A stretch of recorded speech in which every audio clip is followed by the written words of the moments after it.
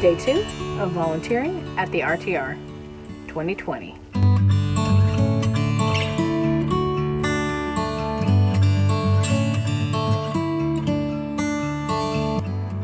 Yes, I'm a volunteer, which is why I'm wearing the t-shirt. This is weird for me to have on a t-shirt, but I gotta wear the t-shirt because people have to know who the volunteers are. I'm wearing it over my dress, see, so it's a little bit lumpy. I guess it doesn't matter. What matters is it says I'm a volunteer. When I'm working, when I'm on my shift for volunteering, I also wear an orange, like a day glow, like a construction worker kind of vest over it because I'm in the traffic department and ain't nobody gonna run over this girl. I did have a little bit of a reservation about the traffic department because I remember from last year, from the 2019 RTR, it seemed like anybody who was putting their complaint about some bad experience they had at the RTR on YouTube, it seemed like most of the complaints had to do with people that were in the traffic department, like somebody telling them where to park and maybe giving them wrong directions, or somebody telling them, hey, you got to move your rig, it's in the way, or like, hey, you can't idle your truck here. Stuff like that. Whatever. Basically, it was like people complaining about people in the traffic department doing their jobs. So I was a little nervous about that because I don't really want to be like the one that gets blamed for things. You're kind of on the front lines, and I felt a little weird about that. But if Bob Wells is the face of the RTR, then I would say the traffic department is like the handshake of the RTR, and I figured I'd just try to be as good a handshake as I can, as friendly a handshake as I can, and everything will go fine. You can just walk right across this field and up those stairs, and you're at the handicap parking lot, which is where my station is.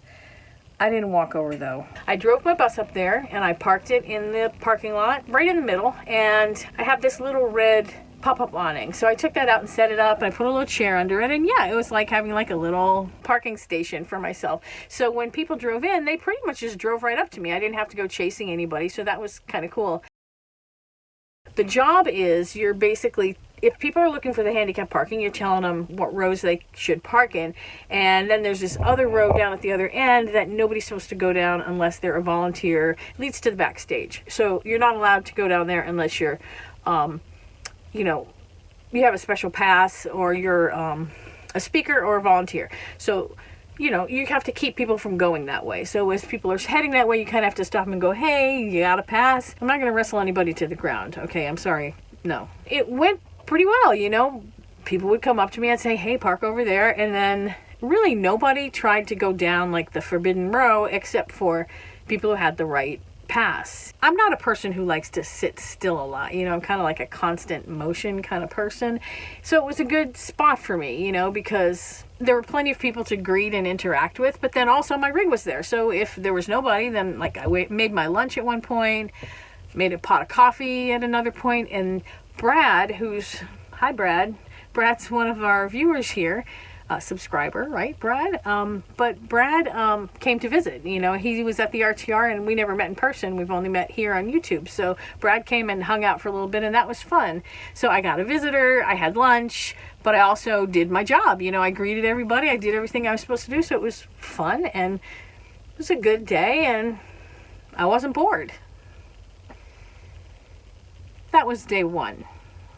Day 2, different vibe entirely. I don't think I have ever been this bored. They decided that I should sit behind the line, behind the perimeter where people aren't allowed to go, like in the backstage area. Because it's so important to keep people out of the backstage, I was going to sit back there to make sure they didn't come in. Except the problem is you can't see them coming in from back there like you can from the front. You can't see them coming in, so really what you're doing is you have to throw people out once they already come in. So basically my job went from saying, hey, don't drive down there, to saying, get out, kicking people out. Okay, I'm not super comfortable with that. I have to sit in this chair and watch for people to come this way and then tell them, hey, get out of here.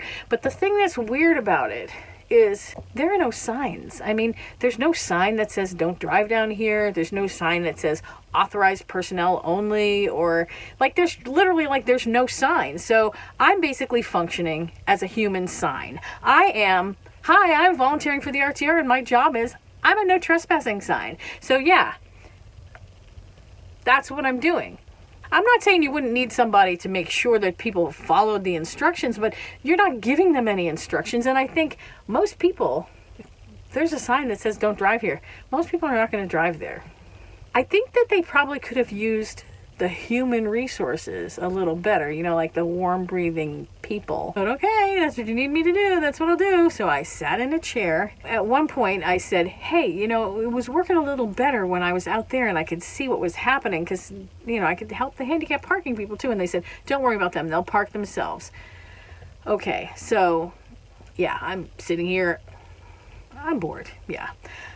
Not one person came through. Like, not one person even tried to get backstage. So there wasn't even anybody for me to wrestle to the ground. And I didn't have any phone signal, so I couldn't use my phone. I couldn't eat my lunch because my lunch was at my rig, which was way over at the other side of the parking lot. It wasn't what I call a fun day. There's going to be somebody out there who's going to grab onto that and turn this video into some scathing indictment of volunteering at the RTR. But no, I've had a really good time. Except for that, okay? And that's, yeah. They have a suggestion box, and, you know, I mean, basically I have only one suggestion to put in there, and that is that next year maybe they invest in some signs so that they can use the human volunteers in a little different way. That's the fact. Check. So I'm saying goodbye to the t-shirt for the night. I know, I said I was going to go over to the RTR, and I still want to go over to the RTR. There's still a couple days left, and I could do that. But, you know, I've kind of gotten attached to my little neighborhood here and to my neighbors. This is Danny. There you are. No, selfie. He drives that big, fancy, expensive Mercedes Winnebago Sprinter thing there. It's all built out and out of my league, that's for sure. And then there's Diane, who, oh, I wish I had footage of Diane. I don't really have any footage of her or of her rig. And I wish I did, because number one, she's got a super cute little dog named Imogene that I'd love to have shown you. But also, she's got antiques in her van. It's not as big a van as Danny's, but it's a big van. It's a high top. And she literally has a secretary desk in there. It's like a family heirloom. It has the glass china cabinet on it and everything. And she's got it in there and it's working. So I'd love to have shown you that, so you know I'm not the only crazy person in the world who fills up their rig with antiques. This is Tom. He's in the Scamp. And this casita belongs to Bill. Next to Bill is Diana. Not to be confused with Diane. Diana, she's staying in her car, and the car is right there parked next to Bill. Behind her, we have Tom, who's got this cute little trailer conversion thingy here. The larger group of neighbors, I mean, everybody's great, okay? I had this crazy little project, not little, it's kind of a big project. I made this awning because, God forbid, I should actually just buy an awning, right? The deal was I wanted it to be as close to the stripes on my bed as possible, so I found this fabric that was, you know, in the right range, and I fused it onto this really heavy canvas because I thought, oh, it's not heavy enough to be an awning by itself. It didn't work at all, but everybody chipped in. You'd think that people would just sit back and watch me making a fool of myself, because I made this thing way too heavy. It's not going to work. Everybody helped. Everybody just kind of pitched in, you know. People were even pulling out sewing machines, you know. I didn't know people had sewing machines in vans. They're like, what can I do? How can I help?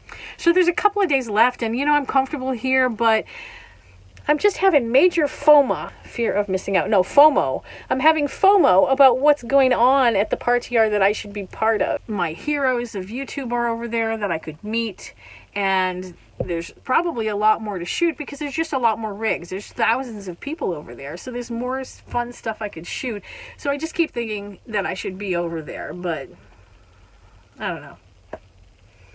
I'll go tomorrow. Guess what happened when I showed up to volunteer today? They gave me my spot back. Yeah, in the middle with the rig, with the canopy. Yeah, they gave me that spot back because yesterday, I guess, the fire marshal showed up and he said, yeah, there's no fire lane here, because the handicapped parking people, see, they were not leaving a fire lane. So they figured out that there needs to be some direction, which is what I said. And so it's perfect. Much better.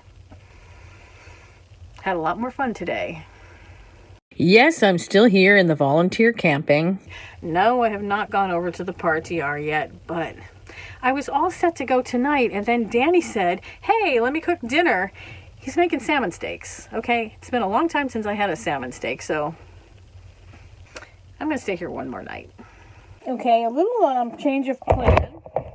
Diane just came by, and she said that there's a carload of people that are going over to the RTR, so I'm going to jump in the car and go over because there's room for me, and it just seems to, like, line up, you know? I can go over there tonight and scout it out and, you know, figure things out, and then tomorrow I'll just pack up my stuff and be ready to go. It'll be perfect. I was kind of looking forward to that salmon steak, but, you know, this just, I don't know. I've been wanting to go over there, and now there's people going over there. It just seems to line up, so ready to go. Turn your hazards on so she'll see something unusual. So we pulled over here on the side of the road because I guess they forgot about somebody. Somebody got left behind. We can turn around and we can meet her. Yeah, Like if she starts to leave and we turn around. She knows the road to She Quartzsite. knows where we're going. We can meet her in Quartzsite. I mean, it's not like she doesn't know where Quartzsite is. What's this road? 95? Yeah. To Quartzsite. And we just pulled over. When we're like, wait, did we leave the baby at the rest stop? Oh my God! Oh my God! No, I don't think That sunset is really pretty. I've done that before. Well, by the time we got over here, I'm excited because there's this big tent. It's really cool. There's usually live music or karaoke every night, and I don't know what's scheduled for tonight, but I'm sure it's going to be fun. Okay, well, what's scheduled for tonight was movie night. I was hoping for something a little more active. They showed this Robin Williams RVing movie, and it was okay. It's really cold, and I don't think anybody wants to sit through another movie. We're heading back. I woke up on the inside. I woke up and looked outside. And I woke up to a world asleep. And I am wide awake. Well, I'm glad I got to see Skadden Wash at night and check out the RTR. I'm not going to move over there. It doesn't make any sense at this point. While I was sitting there watching Robin Williams, I was just kind of made me start thinking about, I don't know, I think I need some balance, you know. I think I just have to figure it, how it all fits, you know. That's the issue. How does it all fit? You know, the whole time I've been here in this campsite, it's like I haven't even really been here because I've been so preoccupied with what I'm missing, like what I'm missing out on over there, you know, at the other campsite. And like tonight, I passed up, not just salmon steak, but I passed up like a really nice new friend who wanted to share a meal with me to go and chase like whatever it was I was chasing. You know, I don't even know what I was chasing. But I'm tired. I'm gonna go to sleep.